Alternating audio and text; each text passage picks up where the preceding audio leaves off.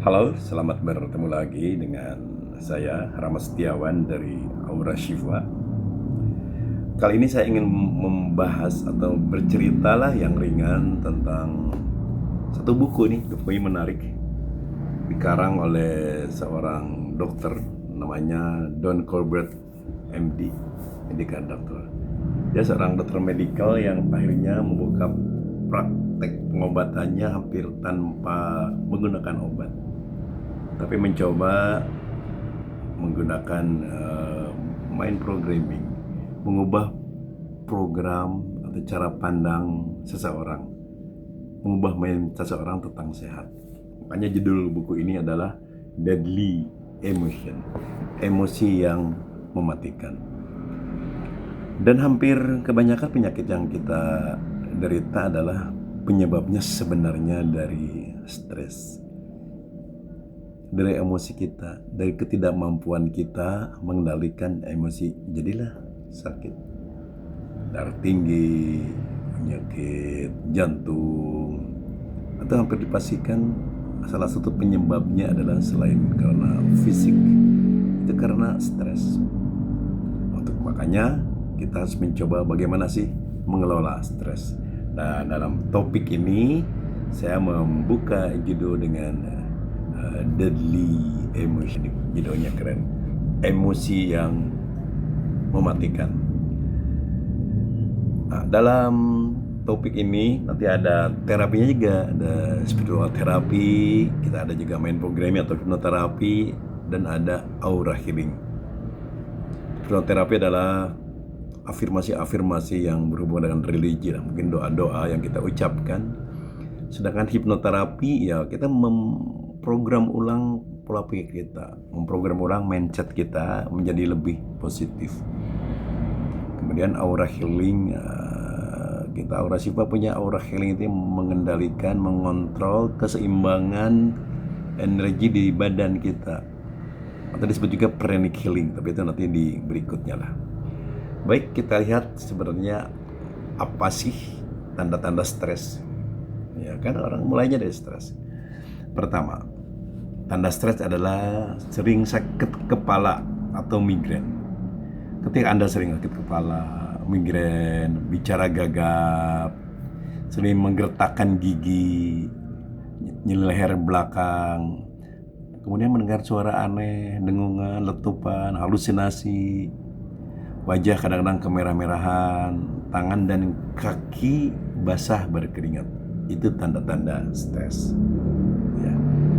Tanda stres berikutnya, mulut terasa kering, sering pilek, infeksi, herpes, ruam, gatal atau bentol, sering alergi tanpa sebab yang jelas, lambung, sakit perut, mual, sembelit, diare, dan sulit bernafas. Itu udah parah gitu, kalau udah parah.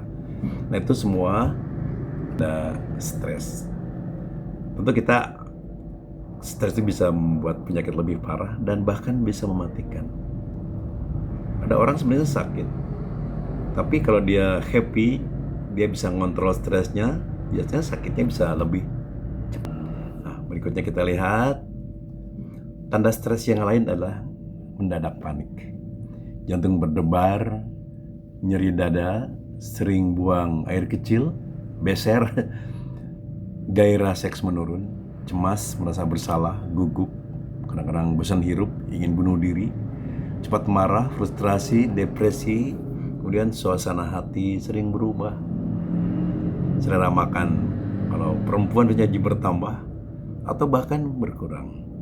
Dan yang agak sering adalah insomnia, sulit tidur, dan kalaupun bisa tidur dia mimpi buruk. Nah, itu salah beberapa tanda ciri stres. Tanda stres yang lainnya adalah sulit konsentrasi, pelupa, bingung, sulit mengambil keputusan, menangis tanpa sebab, bohir, bosan hirup atau ingin bunuh diri, curiga berlebihan, selalu merasa letih, sering merokok, minum, dan mudah tersinggung. Jadi kalau Anda mengalami hal yang seperti ini, berarti Anda mengalami tanda-tanda stres dan harus treatment lah, harus terapi. Apa sih penyebab stres? Pas banget dong. Ya, tidak tiba-tiba saja. Penyebabnya ada yang karena peristiwa positif, ada juga karena peristiwa negatif. Coba kita lihat apa sih penyebab stres. Yang pertama, peristiwa positif adalah baru menikah orang stres loh. Atau baru punya bayi, atau baru sekolah, baru kuliah, atau menulis buku bestseller tapi nggak beres-beres, atau kenaikan jabatan, pindah rumah baru, atau memulai pekerjaan baru. Itu pun bisa menjadikan kita stres.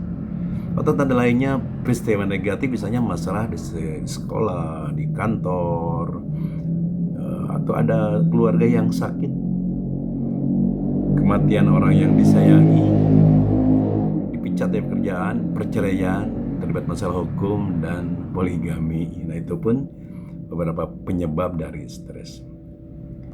Nah, kita lihat dari kitab suci, apa sih tanda-tanda stres? Dan menurut surat Al-An'am 125-127 yang tadi udah terlewat, secara umum ciri stres adalah pertama sesak di dada, hilang harapan hidup, ya bohirlah urusan hidup, dan gundah, penuh prasangka.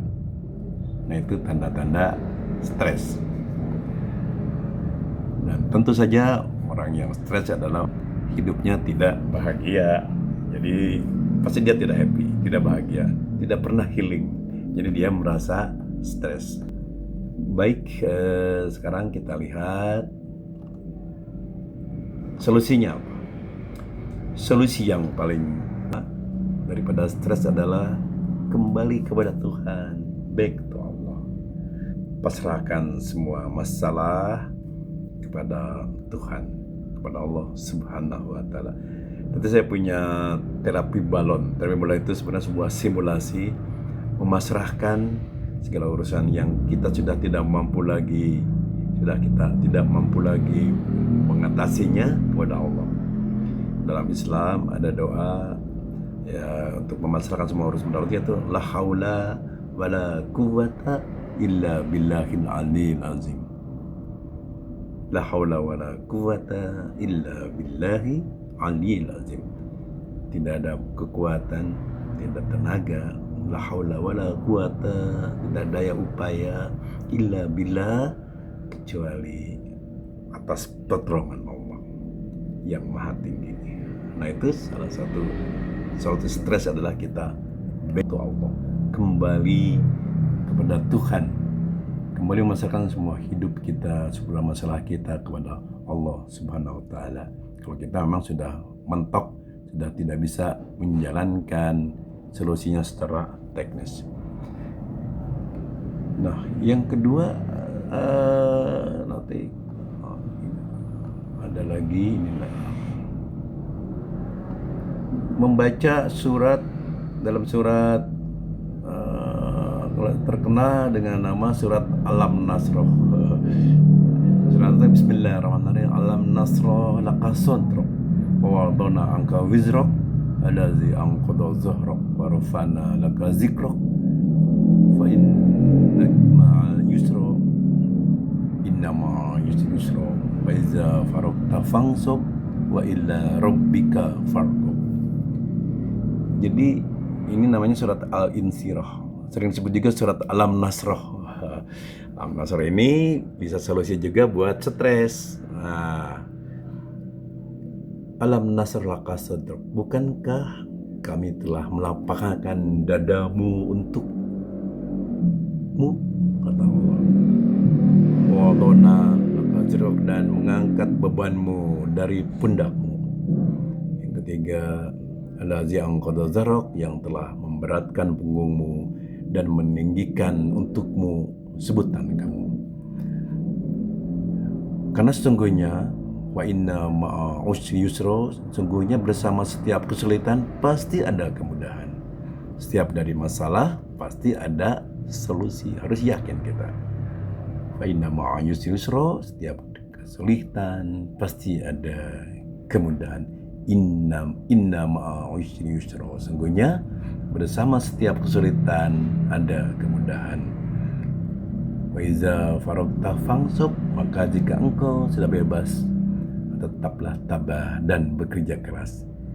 Fa ila rabbika farghab, dan jadikanlah Tuhanmu sebagai tujuan, sebagai yang engkau rindukan. Nah, ini salah satu terapinya dengan membaca surat Al-Insyirah, membaca Sam Nasrah, membaca ayat surat Nasrah, dan di makna kontekstualnya difahami surat itu.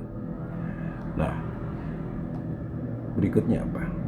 Berikutnya terapi stres setelah kita secara spiritual, secara agama, secara religi, solusinya secara teknis adalah kita mengubah mindset kita, kita perbaiki pola pikir kita. Apa yang Anda inginkan adalah lebih banyak dari yang Anda dapatkan. Stres lebih besar pasak daripada tiang itu akan membuat kita jadi stres. Jadi penyebab stres adalah apa yang Anda inginkan ternyata jauh lebih banyak daripada yang Anda dapatkan, ya stres lah. Tekor namanya kan. Makanya solusinya kurangi keinginan. Sesuaikan keinginan Anda dengan kemampuan. Kemudian zuhud. Zuhud itu jadilah penikmat, bukan miskin. Di kalangan sufi ada yang menyebut bahwa zuhud itu adalah hidup miskin, sebenarnya bukan miskin dan sederhana, tapi zuhud itu menjadi penikmat hidup. Jadilah penikmat hidup, bukan pemilik hidup. Nikmati hidup ini, happy, gembira, baik kita dalam kekurangan atau kelebihan, kita nikmati, itu zuhud.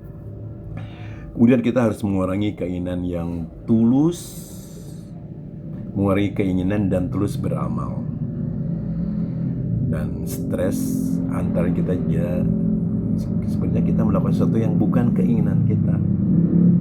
Kita melakukan sesuatu yang sebetulnya itu bukan keinginan kita, keinginan orang lain. Demi orang lain kita melakukan sesuatu. Misalnya kita membeli kendaraan yang mahal, demi apa? Demi tuntutan orang lain, demi tuntutan netizen misalnya, tuntutan tetangga. Padahal kita nggak perlu banget dengan kendaraan mahal tersebut. Kita cukup dengan kendaraan yang murah, tapi karena demi tuntutan orang lain kita stres karena cicilannya mahal. Nah, jadi sesuaikanlah apa yang kita perlukan dengan kemampuan. Kemudian dalam Al-Quran ada daily emotion ini, yang artinya kira-kira inilah jalan lurus Tuhanmu, ayat dan seterusnya. Ini dalam Al-Quran. Jadi bila Anda gelisah, ya, risau, dan ada tes-tes lainnya, kita harus mulai tinjau kembali daftar keinginan kita. Daftar keinginan Anda kita tinjau lagi. Jangan terlalu banyak memiliki keinginan yang tidak mungkin. Mimpi boleh, tapi harus rasional, realistis. Buanglah hal yang tidak realistis, buanglah keinginan-keinginan yang sebenarnya bukan keinginan Anda. Banyak sekali kita mengikuti keinginan orang lain mendesak Anda untuk memenuhi keinginan Anda itu. Maka Anda jangan mengorbankan hidup yang singkat ini untuk diperbudak oleh orang lain.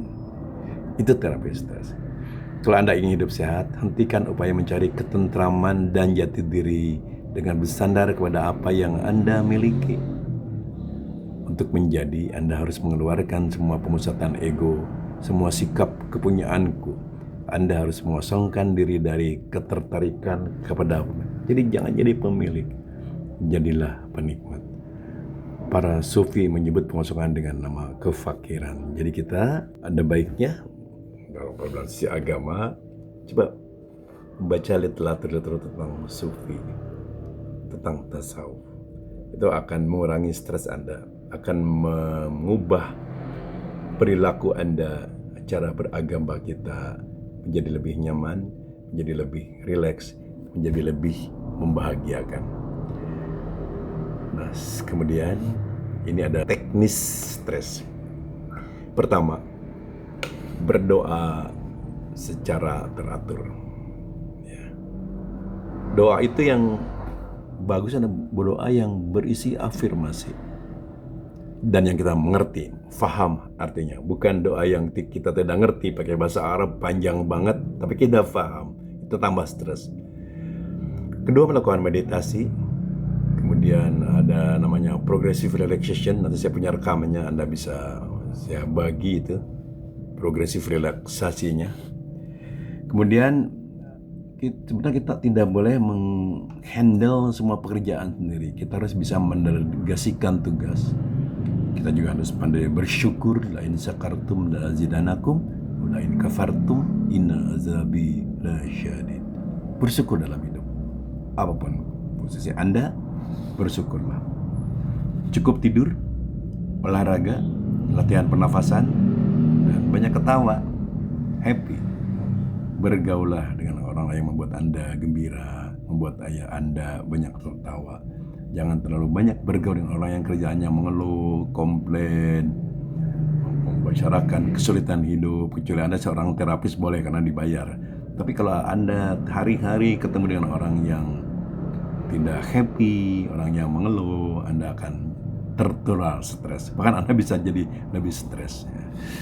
Kemudian mendengarkan musik yang rileks. Dengarkan musik yang rileks. Aromaterapi. Kemudian hidup di masa kini, di power of hidup hari ini. Jangan memandang yang sudah terjadi masa lalu, kita sebut-sebut, kita mikirkan masa lalu. Salah satu penyebab stres yang paling parah adalah kita hidup di masa lalu. Kita selalu berbicara tentang masa lalu. Orang dalam beragama pun bicaranya masa lalu. Sudah jelas, masa lalu diomong-omongin. Bicaralah tentang hari ini, the power of now, dan masa depan.